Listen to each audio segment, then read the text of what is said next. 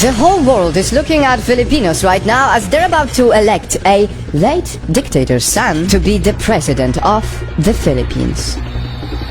In other countries, this is what you'll see. And from outsiders watching it unfold, this is what you'll hear. The son of a guy who terrorized the Philippines for years is now the front runner to take over. Bongbong Marcos has shown virtually no remorse for what his father put the country through. So why is it that this man is leading a presidential race by a landslide? Yes, over 30 million Filipinos voted for him, at least according to the partial unofficial tally. Is it because Filipinos see something in him that a big part of the world doesn't? Knightfall. This is a special video that will spotlight, not my opinion, but the voice of Filipinos for the Filipinos. And if you're watching this election unfold from a different part of the world, stick around because you might get your answer. Ladies and gentlemen, this is what they said when we asked, what are your hopes and fears for the next president of the Philippines? One thing is definite, as it's often in the politics, there is a strong contrast in opinions. One side is already bracing for really dark times. It's a really dark time for the Philippines right now. I fear that disappearance, torture, politically detained, death, and other unlawful acts against our freedom and human rights might happen again. While the other is celebrating a bright future ahead. And as 30 plus millions of Filipino people voted for him, I don't think we have the reasons to be afraid of because, yes, majority of us believed in him. Mabuhay ang Pilipinas. There is no reason to be fear because our new elected president is chosen by the majority.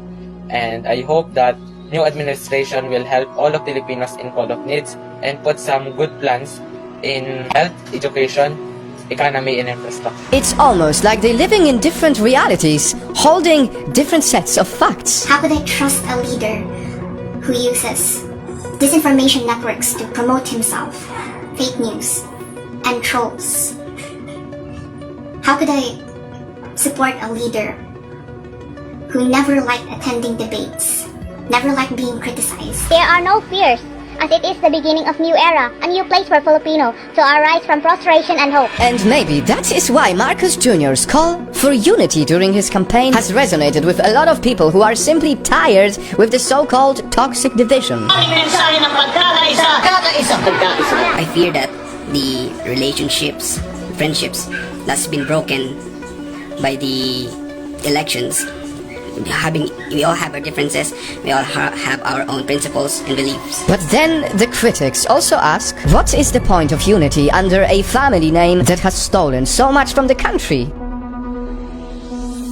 My biggest fear for this election is to have a president that is stained with corruption and built by disinformation. I am genuinely scared to put back into position what the people back then ousted. To which Marcos supporters usually counter with two things. It is time to forgive what his family did, and that he cannot be judged through his father's sins. Knightfall, I realize that it doesn't look good when me, a foreigner, comments on other countries' affairs. We all know, because it's politics, there are many more complicated issues that this video has not even touched yet. Rampant fake news, disinformation, some reports of election irregularities, to name a few. But if you ask me how I feel for the country that has become such a big part of my mission, here is what I know to be true. I know that Filipinos deserve so much from their government. I know that the poor and the underrepresented demand a public servant who truly cares about their needs in jobs, health, and education. And I know that every voter only wants best for their nation. And as I know all of this, I must tell you something that is very sad, disappointing, and difficult. I have been contacted by many people from the Philippines, and I can see how many are so afraid to even voice their opinions. That is why we have blurred the faces of the people who speak in this video, because the hate is so strong, because the division is so strong, because the trolls are so strong. Some people are even worried for their lives, simply for expressing their opinions. I have said it before, and I'll say it again. The Philippines is a beautiful nation that deserves all the blessings of this world. That is why only recently our Project Knightfall organization helped raise funds after the typhoon that hit the Filipinos. Over 20,000 affected people received help from it. In that moment, in these big numbers, we saw a beautiful unity, and we hope that this type of unity will prevail no matter what, so that when the next elections happen, no one is scared for their lives in expressing their opinions about the future of their country.